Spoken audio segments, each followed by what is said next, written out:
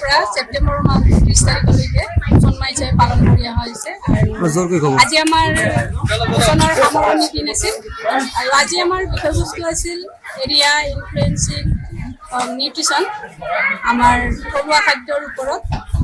থলুৱা খাদ্য আমি দৈনন্দিন জীৱনত যাতে আমি ব্যৱহাৰ কৰোঁ আৰু এই থলুৱা খাদ্যৰে আমাৰ শৰীৰ সুস্থ থাকিব আৰু আমি নিৰোগী হৈ থাকিব পাৰিম। সেয়েহে আমি ৰাইজৰ আগত এই থলুৱা খাদ্য সম্ভাৰ আজি আমি আমাৰ সভা দ্বাৰা সকলোকে পোষণ মেলা হিচাপে দেখুৱাইছোঁ আৰু যাতে ৰাইজে আমাৰ এই পোষণৰ এই সভা সমিতিত থাকি আমাৰ এইখিনি দেখিছে আৰু তেওঁলোকে যাতে নিজৰ দৈনন্দিন জীৱনত এই থলুৱা খাদ্যৰে আমাৰ জীৱনটো চলাই নিয়ে। এইটো কিমান ইয়ালৈকে এইটো মিল হৈ আছে, কিমান ইয়ালৈকে? এইটো আমাৰ আগমনী ICDS প্ৰজেক্টৰ হয়। আগমনী ICDS প্ৰজেক্টৰ আণ্ডাৰত যিমান অংগনবাড়ী কেন্দ্ৰ আছে সেইখিনি কেন্দ্ৰ এলেকাৰ আমি গোটেই লোকসকলক সামৰি লওঁ, লৈ পেলাই আমি আমাৰ গোটেই অসমত এই কাৰ্যসূচী চলি আছে।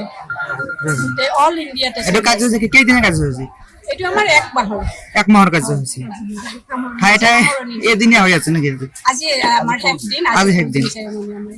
অন্তিম কাৰ্যসূচী সভা সভাপতিত্ব কৰা সভাপতিকে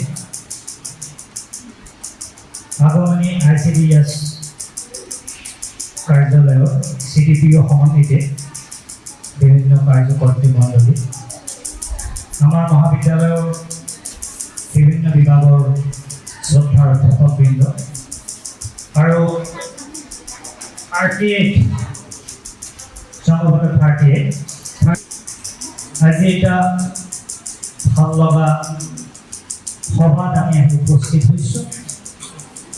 সভাৰ যি সুস্থ, সভাৰ যি সজ্জা, সেইটো দেখি অনুভৱ কৰিব পাৰিছোঁ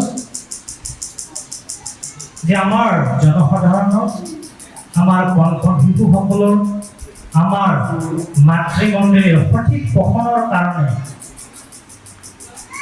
যি সজাগতাৰ প্ৰয়োজন সেইটো ইয়াত আমি বাস্তৱ দেখিবলৈ পাইছোঁ। সভাৰ উদ্দেশ্য ব্যাখ্যা কালকে আমাৰ বাইদেৱে সুন্দৰকৈ কৈ গ'ল। এই পোষণ মাহৰ কথাটো, এই পোষণ মাহত আমি কেনেদৰে নিজৰ স্থানীয় কিছুমান শাক পাচলি ফল মূলেৰে আমি নিজকে সুস্বাস্থ্যৰ গৰাকী কৰি তুলিব পাৰোঁ,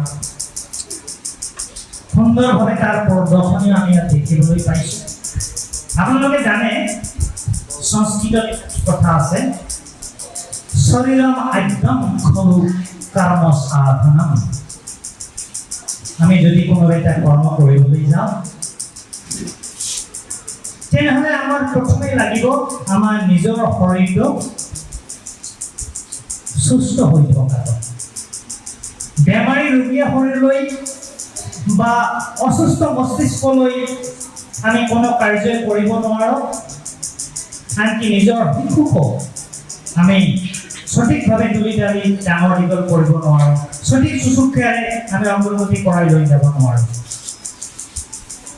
তেনেহ'লে সুস্বাস্থ্যৰ গৰাকী সঠিক পচনযুক্ত হৈ থাকিবলৈ গ'লে কেনেদৰেনো আমি আমাৰ বাৰীৰ ইফালে সিফালে থকা, আমাৰ গাঁৱতে থকা গাঁৱৰ যিখিনি স্থানীয় শাক পাচলি ফল মূল আছে সেইখিনিৰে দ্বাৰা যে আমি নিজকে সঠিক পোষিত কৰি ৰাখিব পাৰোঁ তাৰ বিষয়ে এটা সজাগতাৰ প্ৰয়োজন আৰু আমি নিজকে জানিব লাগিব।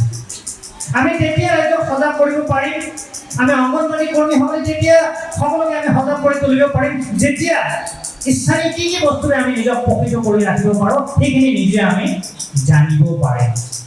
তো মোক বৰ ভাল লাগিছে, আমি ইয়াত নৰসিংহৰ গছ দেখিবলৈ পাইছোঁ, আমি চাল কোমৰা দেখিবলৈ পাইছোঁ, আমি ইয়াত ব্ৰাহ্মী শাক দেখিবলৈ পাইছোঁ, স্থানীয় যিবিলাক মানিমুনি দেখিবলৈ পাইছোঁ, ভেদাইলতাও আছে, বিভিন্ন শাক পাচলি দেখিবলৈ পাইছোঁ।